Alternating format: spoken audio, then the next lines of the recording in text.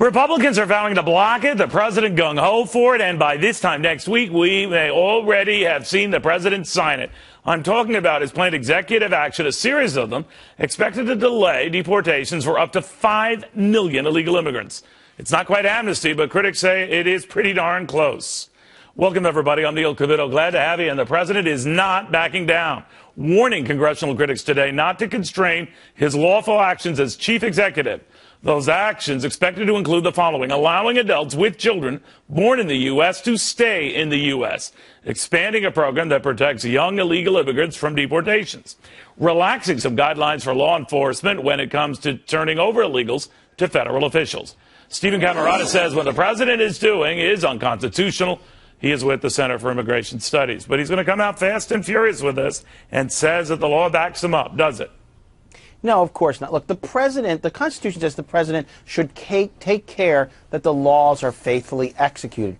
This is essentially the president saying, I'm not going to enforce the law on millions of people, announcing it in advance, and then even go further. He is going to be conveying a benefit. He's going to be giving Social Security numbers, work authorization. So it's not just him using what's called discretion, prosecutorial discretion. This is him saying in advance that I'm going to not enforce the law, and I'm going to convey a benefit. In effect, he's making law, which is explicitly what he's not supposed to do in our constitutional system. Then what do Republicans do in response? Well, they can't completely overreact, because then they might be seen as, overreacting. But what they can do is some basic things. They can pass a short-term spending bill now, and then next year maybe pass all the bills except Homeland Security and pass that bill without any funding for this executive amnesty. That way, if the president just vetoes this one bill, then he's the one shutting down DHS and maybe even, you could argue, endangering the safety of the country so that he can amnesty illegal aliens. Then the pressure's on him. Politically, that's the way probably to go. A very targeted defunding bill that doesn't shut down the whole government, but shuts down just DHS. I know where you're getting at, Steve, but you know the history on this. Partial defunding, total defunding, threat of a shutdown. The way the mainstream media plays, it's always Republicans' fault. They're the blockers. So there is this suspicion, at least that I have, I could be very wrong, that maybe Democrats are goading Republicans into doing just that.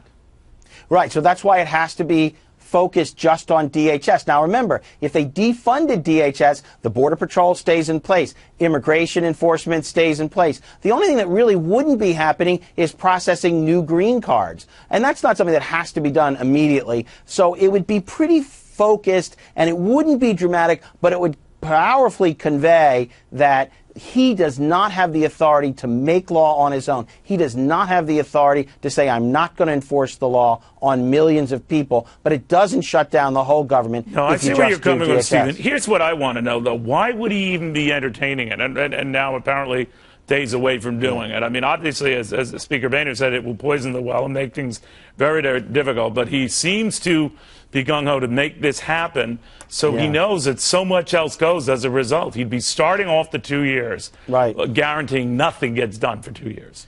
But the activists who've pushed him into this box care nothing about his presidency. Yeah, but they're the same activists, Stephen, if you think about it, who pushed Democrats right off the Senate majority. Right, that's right. And they don't care that in some ways it will ruin the rest of Obama's presidency. They want what they want. Yeah, but and to say nothing of their 2016 prospects.